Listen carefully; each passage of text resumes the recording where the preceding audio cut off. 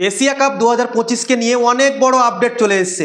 এই ভিডিওতে তোমাদেরকে জানাবো এশিয়া কাপ কবে থেকে শুরু হবে এবং 15 জনের স্কোয়াড কি হবে ভারতীয় দলের, এবং সেই 15 জনের স্কোয়াডের মধ্যে শক্তিশালী প্লেইং 11 কি হতে পারে এশিয়া কাপে, এবং এশিয়া কাপ 50 ওভারের হবে না 20 ওভারের হবে, সব কিছুর ইনফরমেশন তোমাদেরকে এই ভিডিওতে জানাবো। তো ভিডিওকে লাস্ট অবধি দেখো, আর চ্যানেলে নতুন হয়ে থাকলে চ্যানেলটিকে ফলো আর সাবস্ক্রাইব করে দেবে এবং লাইক শেয়ারও করে দেবে। তো চলো ভিডিওটাকে শুরু করি। এশিয়া কাপ 2025 শুরু হবে 10 সেপ্টেম্বর, এই নিউজটা করেছে ক্রিকবাজ। এবং ইন্ডিয়া পাকিস্তান একই গ্রুপে থাকবে এটাও তারা জানিয়েছে। এবং ইন্ডিয়া পাকিস্তানের দুটো ম্যাচ হবে এশিয়া কাপে। প্রথমে গ্রুপ পর্বে একটা ম্যাচ হবে এবং প্রথম রাউন্ড যখন পেরিয়ে যাবে তখন আরও একটা ম্যাচ হবে ইন্ডিয়া পাকিস্তানের মধ্যে।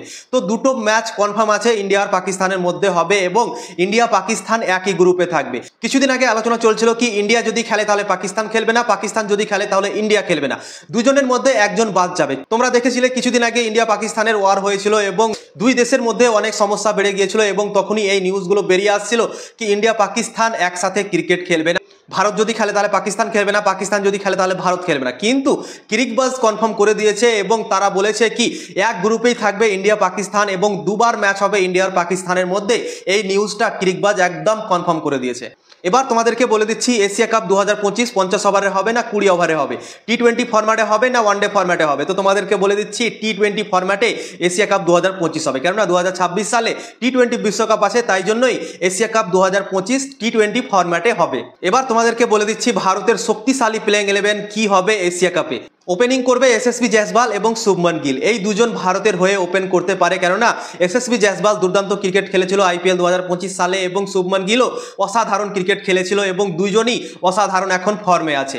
দুজনই টেস্ট ক্রিকেটে সেঞ্চুরি করে ফেলেছে ইংল্যান্ড সফরে এবং মানা যাচ্ছে কি এই দুজনই ওপেন করতে পারে ভারতীয় দল থেকে এশিয়া কাপে এবং এদের দুজনের মধ্যে লেফট রাইট কম্বিনেশনও হয়ে যাবে। অভিষেক শর্মার কথাও চলছে এবং সাই সুদর্শনের কথাও চলছে, কিন্তু সাই সুদর্শনের চান্স পাওয়া এশিয়া কাপে খুবই কঠিন কাজ, কেননা অলরেডি শুভমান গিল আর এসএসবি জয়সওয়াল দুর্দান্ত ক্রিকেট খেলছে এবং দলে সঞ্জু স্যামসনও রেগুলার ওপেনিং করছিল টি-20 ক্রিকেটে এবং অভিষেক শর্মা খেলছিল যখন এসএসবি জয়সওয়াল আর শুভমান গিল ভারতীয় দল থেকে টেস্ট ক্রিকেট খেলছিল অস্ট্রেলিয়া, সেই সময় এই দুটো প্লেয়ার ওপেনিং করছিল সঞ্জু স্যামসন আর অভিষেক শর্মা। ভারতীয় দল যখন এশিয়া কাপ খেলবে তখন শুভমান গিল আর এসএসবি জয়সওয়াল অ্যাভেলেবল থাকবে ভারতীয় দল থেকে, তাই জন্যই সাই সুদর্শন আর অভিষেক শর্মার চান্স পাওয়াটা এশিয়া কাপে খুবই কঠিন কাজ। সাই সুদর্শন আইপিএল 2025 সালের দুর্দান্ত ব্যাটিং করেছে, দুর্দান্ত ক্রিকেট খেলেছে, হাইয়েস্ট রান গেটার হয়েছে, কিন্তু তা সত্ত্বেও সে এশিয়া কাপে সুযোগ নাও পেতে পারে, কেননা ওপেনিং স্লটটা একদম ফুল আছে ভারতীয় দলের, ওপেনিং স্লটের জায়গাই নেই।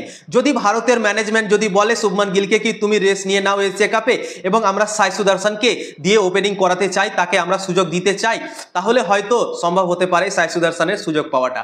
না হলে আমার মনে হয় না কি সাই সুদর্শন এশিয়া কাপে সুযোগ পেতে পারে যদি শুভমান গিল খেলে এবং এসএসবি জয়সওয়াল খেলে তাহলে। তো এসএসবি জয়সওয়াল আর শুভমান গিল ওপেনিং করবে। 3 নম্বরে খেলবে সূর্যকুমার যাদব এবং ক্যাপ্টেন্সিও করবে। টি-20তে সূর্যকুমার যাদব ভারতের ক্যাপ্টেন আছে এবং কিছুদিন আগে সে একটা অপারেশন করেছে, আইপিএল এর পরই সে অপারেশন করেছে এবং তার ছবিও সে সোশ্যাল মিডিয়াতে পোস্ট করেছিল এবং শোনা যাচ্ছে কি এশিয়া কাপ আস্তে আস্তে সে ফুললি ফিট হয়ে যাবে এবং এশিয়া কাপ খেলবে এবং তার আগে বাংলাদেশ সিরিজ আসছে, সেই সিরিজেও নাকি খেলবে সূর্যকুমার যাদব। তো ফিট হয়ে যাবে সূর্যকুমার যাদব, কোনো চিন্তা নেই। তো 3 নম্বরে খেলবে সূর্যকুমার যাদব। 4 নম্বরে খেলতে পারে শ্রেয়াস আইয়ার। শ্রেয়াস আইয়ার ভারতীয় দলে কামব্যাক করতে পারে। মিডল অর্ডারে শ্রেয়াস আইয়ার দুর্দান্ত খেলাড়ি এবং আইপিএলে আমরা দেখলাম কত সুন্দর সে ক্রিকেট খেললো, তাবড়তোড় ক্রিকেট খেললো এবং বিধ্বংসী মিজাজে ব্যাটিং করেছিল পাঞ্জাব কিংসের তরফ থেকে। তো তাই জন্যই শ্রেয়াস আইয়ার ভারতীয় দলে কামব্যাক করতে পারে টি-20 স্কোয়াডে এশিয়া কাপে। তো 4 নম্বরে খেলতে পারে শ্রেয়াস আইয়ার। 5 নম্বরে খেলতে পারে সঞ্জু স্যামসন এবং উইকেট কিপারও করতে পারে। ওপেনিংয়ে তার জায়গা হচ্ছে না, কেননা এসএসবি জয়সওয়াল আর শুভমান গিল আছে, তো ওপেনিংয়ে আমার মনে হয় তার জায়গা পাওয়া খুবই কঠিন কাজ। তো তাই জন্যই আমি 5 নম্বরে রেখেছি সঞ্জু স্যামসনকে। তোমরা হয়তো ভাবতে পারো কি ঋষভ পান্ত কেন নেই, কেননা ঋষভ পান্তের টি-20তে খুব একটা ভালো রেকর্ডও নেই এবং আইপিএলও সে খুব একটা ভালো খেলেনি, তো তাই জন্যই আমি ঋষভ পান্তকে প্লেইং 11-এ রাখিনি। তো 5 নম্বরে খেলবে সঞ্জু স্যামসন এবং উইকেট কিপার করবে। 6 নম্বরে খেলবে রিঙ্কু সিং। রিঙ্কু সিং এর খুব একটা ভালো পারফরমেন্স হয়নি কিছুদিন থেকে ভারতীয় দল থেকে, তো রিঙ্কু সিং এর সিলেকশনটাও এখন কোশ্চেন মার্ক আছে, কিন্তু তাও আমি রিঙ্কু সিংকে ব্যাক করছি এবং রিঙ্কু সিংকে আমি দলে রাখছি। তো রিঙ্কু সিং খেলবে 6 নম্বরে। 7 নম্বরে খেলবে হার্দিক পান্ডিয়া। হার্দিক পান্ডিয়া টি-20তে সব দিনই ভালো পারফরমেন্স করে, ব্যাটিং বোলিং দুটোতেই সে কাজ করে দেয়, তো হার্দিক পান্ডিয়া খেলবে 7 নম্বরে। 8 নম্বরে খেলবে অক্ষর প্যাটেল। দুটো অলরাউন্ডার খেলবে ভারতীয় দল থেকে, একদম প্রপার অলরাউন্ডার, বোলিং ব্যাটিং দুটোতেই কাজ করে দেবে ভারতীয় দল থেকে। তো অক্ষর প্যাটেল খেলবে 8 নম্বরে। 9 নম্বরে খেলবে বরুণ চক্রবর্তী। বরুণ চক্রবর্তী টি20 স্কোয়াডে ভারতীয় দল থেকে যতদিন থেকে কামব্যাক করেছিল দুর্দান্ত সে পারফরমেন্স করেছে। তো বরুণ চক্রবর্তী 100% থাকবে ভারতের প্লেইং 11-এ এবং 9 নম্বরে সে খেলবে। 10 নম্বরে খেলবে আশদীপ সিং। 2024 টি20 বিশ্বকাপে দুর্দান্ত পারফরমেন্স করেছিল আশদীপ সিং এবং আইপিএলেও তার দুর্দান্ত পারফরমেন্স হয়েছিল এবং সে 10 নম্বরে অবশ্যই খেলবে আশদীপ সিং ভারতীয় দল থেকে। 11 নম্বরে খেলবে জসপ্রীত বুমরা। জসপ্রীত বুমরার কথা কি বলবো ভাই, তোমরা তো সবাই জানো কেমন বোলার জসপ্রীত বুমরা। তো এই 11 জন ভারতীয় দলের প্লেইং 11-এ হতে পারে এশিয়া কাপে এবং আরও 4টা প্লেয়ারের নাম বলে দিচ্ছি, কেননা এশিয়া কাপে 15 জন স্কোয়াড নিয়ে যেতে পাবে ভারতীয় দল। তো বাকি 4 জনের নামও তোমাদেরকে বলে দিচ্ছি।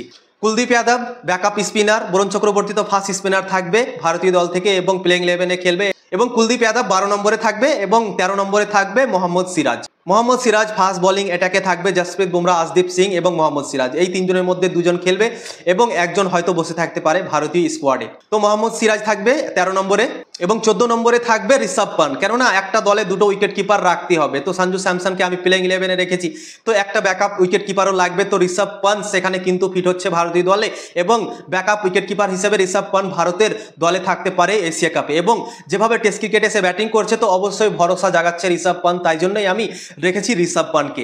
তো ঋষভ পান্ট থাকবে 14 নম্বরে এবং 15 নম্বরে থাকবে তিলক বর্মা। তিলক বর্মা থাকতে পারে কেননা টি20 স্কোয়াডে ভারতের দল থেকে সে ভালো ক্রিকেট খেলেছিল। সাউথ আফ্রিকা গিয়ে সাউথ আফ্রিকার বিরুদ্ধে 2 ম্যাচে 2টো সেঞ্চুরি সে করেছিল, তো তাকেও বাদ দেওয়া যাবে না, তাকেও স্কোয়াডে রাখতে হবে। তো এই 15 জন প্লেয়ার ভারতীয় দল এশিয়া কাপের জন্য সিলেক্ট করতে পারে। গৌতম গম্ভীর আর সূর্যকুমার যাদব মিলে এবং অজিত আগারকার যে চিফ সিলেক্টর আছে, এই 3 জন মিলে এই দলটা সিলেক্ট করতে পারে এবং আরও 2-3টে প্লেয়ার ছুটে যাচ্ছে, যেমন অভিষেক শর্মা, সাই সুদর্শন, ওয়াশিংটন সুন্দর। এই 3টে প্লেয়ারকে তো আমি দলে নিতে চাইছি কিন্তু নিতে পারছি না। কাকে বাদ দেবো ভাই?